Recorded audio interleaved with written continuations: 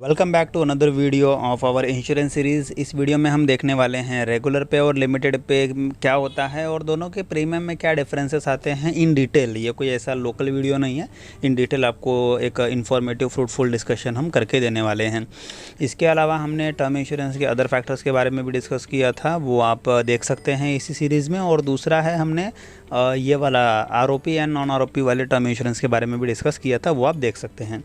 तो अगर आप लोगों ने चैनल को सब्सक्राइब नहीं किया है और आप लोगों को पसंद है ऐसे ही ट्रिकी कैलकुलेशंस वगैरह को इजी लैंग्वेज में समझना, तो आपके लिए बहुत अच्छी अपॉर्चुनिटी है। चैनल को सब्सक्राइब कर लीजिए और एंजॉय योर लर्निंग।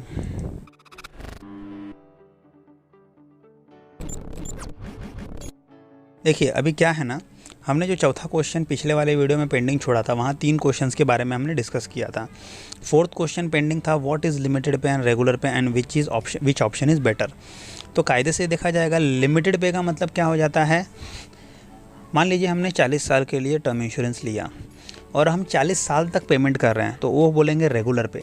बट 40 साल के लिए हमने पॉलिसी लिया और हम उसको 30 साल ही पे कर रहे हैं, 20 साल पे कर रहे हैं, 10 साल पे कर रहे हैं, तो हम उसको बोलेंगे लिमिटेड पे। मतलब पॉलिसी टर्म से कम साल तक हम पे करेंगे, दैट इज़ कॉल्ड लिमिटेड पे। अब कैलकुलेशंस वाइज हम आपको दिखाते हैं।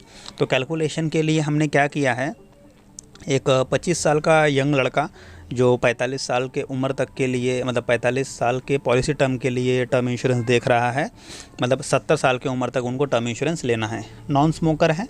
और ये जो मैंने इलस्ट्रेशन लिया है HDFC का एक क्लिक टू सुपर करके प्लान है, उसका कोटेशन मैंने कैलकुलेट किया हुआ है।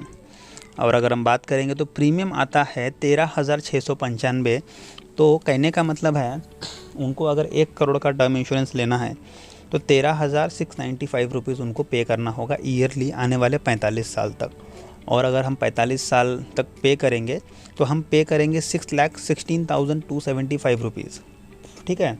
और उनको टर्म इंश्योरेंस में मिलने वाला है 1 करोड़ रुपए का डेथ बेनिफिट। ये हो गया रेगुलर पे। अब लिमिटेड पे में क्या होगा, हम लोग आपको स्टेप बाय स्टेप सारे ऑप्शन समझाएंगे। अभी आपके सामने चार्ट ओपन होगा, तो चार्ट पे सीधा जंप मत कीजिए, जहाँ तक मैं दिखा रहा हूँ वहाँ तक ही आप देखिए। टोटल प्रीमियम पे कर रहे थे 6,16,275। मैं बात करते टाइम पे ऑड नंबर्स को थोड़ा इग्नोर करूँगा, तो ऐसा मत बोलना कि कमेंट सेक्शन में आधा नंबर बताया करके, ठीक है। देखिए 45 साल तक के लिए पॉलिसी है और अगर 45 साल तक पे करेंगे, दैट इज़ रेगुलर पे, उनको पे करना है 6,16,275। अगर वो 40 साल तक ही प्रीमियम पे करना चाहते हैं तो 5 साल कम पे करेंगे। जब 5 साल कम पे करेंगे तो 14,418 रुपये पे करने आ रहा है, प्रीमियम बढ़ जा रहा है। तो आइए देखते हैं 14,418 40 साल तक पे करेंगे तो टोटल प्रीमियम कितना भरना पड़ रहा है, 5,76,720। तो कहने का मतलब है 5 साल कम पैसा दे रहा हूँ मैं, थोड़ा बढ़ा के दे रहा हूँ, बट डिफरेंस देखा जाएगा तो 6,16,000 रुपये से 5,76,000 पे आ गया। मतलब मेरा ऑलमोस्ट 40,000 रुपये बच रहा है, सेविंग हो रही है। 35 ईयर्स पे जा रहा हूँ तो प्रीमियम देखिए 15,000 बढ़ गया, 5,38,000 भर रहा हूँ। एक्स्ट्रा प्रीमियम कितना भरना पड़ रहा है, 1,691, 77,000 की सेविंग हो गई। अभी चार्ट आपके सामने है, आप स्क्रीनशॉट लेके भी इसको स्टडी कर सकते हैं। आइए देखते हैं 20 साल, 20 ईयर्स तक अगर मैं पे कर रहा हूँ, मतलब कहाँ 45 साल पे करना था, कहाँ 20 साल पे कर रहा हूँ। प्रीमियम 13,000 14,000 से 21,500 आ गया और यहाँ पे आ रहा है 4,32,000, 7,800, 8,000 रुपये एक्स्ट्रा पे कर रहा हूँ, लेकिन मेरी 1,84,000 की सेविंग हो रही है। मैं अगर चाहता हूँ 10 साल में पॉलिसी ख़त्म करना है तो 10 ईयर्स के लिए मुझे भरना है 33,000, मतलब ऑलमोस्ट 2.5 गुना प्रीमियम पे कर रहा हूँ। लेकिन जहाँ 6,16,000 पे करना था वहाँ मैं 3,31,000 रुपीज़ ही पे कर रहा हूँ। मतलब ऑलमोस्ट मेरा 2,84,000 रुपीज़ कैश बच रहा है। 5 साल के लिए पे करता है तो उसे 59,314 रुपीज़ पे करना पड़ रहा है। मतलब 45,000 रुपये एक्स्ट्रा पे करना है 5 साल तक, लेकिन उसकी सेविंग हो रही है 3,19,000 की। So the overall conclusion is, आप जितना छोटा टाइम पीरियड लोगे आपको उतना कम पैसा भरना पड़ेगा और आपकी सेविंग उतनी ज़्यादा होगी।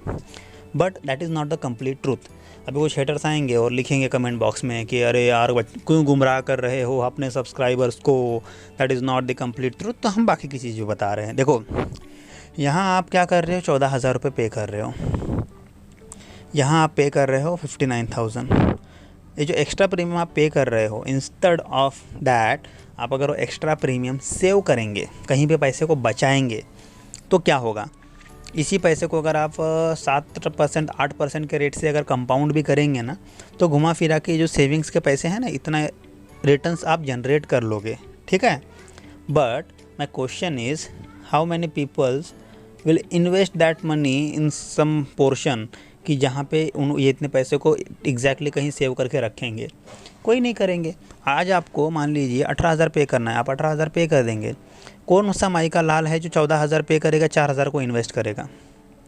वो तो SIP जो जा रही है वो भी पर्पस वाइज तो हम रखते नहीं हैं। तो कायदे से आप लिमिटेड पे बिल्कुल जा सकते हो, कोई दिक्कत वाली बात नहीं है। आपको बस बजट देखना है, आपको अपना गोल देखना है, वो हिसाब से आप लिमिटेड पे भी ले सकते हो, रेगुलर पे भी ले सकते हो। मेरा रिकमेंडेशन जनरली होता है रेगुलर पे के साथ में ही जाना, बिकॉज़ मान लो अगर आपको लग रहा है इस कंपनी का क्लेम सेटलमेंट आगे जाके अच्छा नहीं है, बंद करना है, जो करना है, तो आपके हाथ में ऑप्शंस रहते हैं।